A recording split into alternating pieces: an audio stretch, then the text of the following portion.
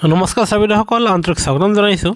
চৰকাৰী কৰ্মচাৰী আৰু পেঞ্চনাৰসকলৰ কাৰণে RBIয়ে ডাঙৰ ঘোষণা কৰিছে আৰু যাৰ ফলত চৰকাৰী কৰ্মচাৰী আৰু পেঞ্চনাৰসকলে লাভান্বিত হ'বলৈ গৈ আছে। হয় চাবিদাসকল, আপোনালোকে ঠিকেই শুনিছে। যাৰ ফলত এয়া চাওক, এই জাননীখন এয়া চাওক, ভাৰতীয় ৰিজাৰ্ভ বেংক আৰু এয়া যোৱা 22 মাৰ্চত প্ৰকাশিত এই জাননীখন আৰু যিটো সকলো বেংক কৰ্তৃপক্ষলৈ পঠোৱা হৈছে আৰু য'ত লিখা আছে আপোনাৰ ৰাজ্য চৰকাৰৰ অধীনৰ বেংকসমূহে নহওক কিয় নাইবা কেন্দ্ৰীয় চৰকাৰৰ অধীনৰ বেংকসমূহ নহওক কিয় তেওঁলোকে 2023-24 বৰ্ষৰ তেওঁলোকৰ যি বিত্তীয় লেনাদেনা আছে সেয়া আপোনাৰ 31 মাৰ্চ 2024 ভিতৰত সম্পাদন কৰিব দিছে আৰু যাৰ ফলত আপোনাৰ শনিবাৰ আৰু ৰবিবাৰ যদিহে সেইদিনাখন ৱৰ্কিং ডে পৰে তেনেহ'লে শনিবাৰ আৰু ৰবিবাৰ হ'লেও সেইদিনাখন বেংক আপোনাৰ খোলা থাকিব।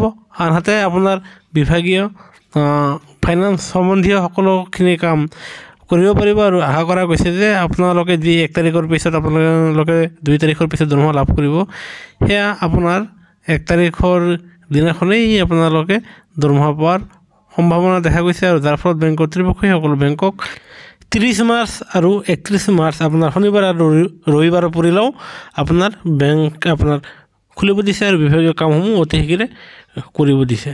সেয়েহে চৰকাৰী কৰ্মচাৰী আৰু পেঞ্চনাৰসকলৰ সৈতে জড়িত প্ৰতিটো সহকাৰে পাবলৈ আপোনালোকে নিশ্চয় আমাৰ চেনেলটো লাইক আৰু ছাবস্ক্ৰাইব কৰিবলৈ নাপাহৰিব। ভিডিঅ'টো চাবলৈ ধন্যবাদ।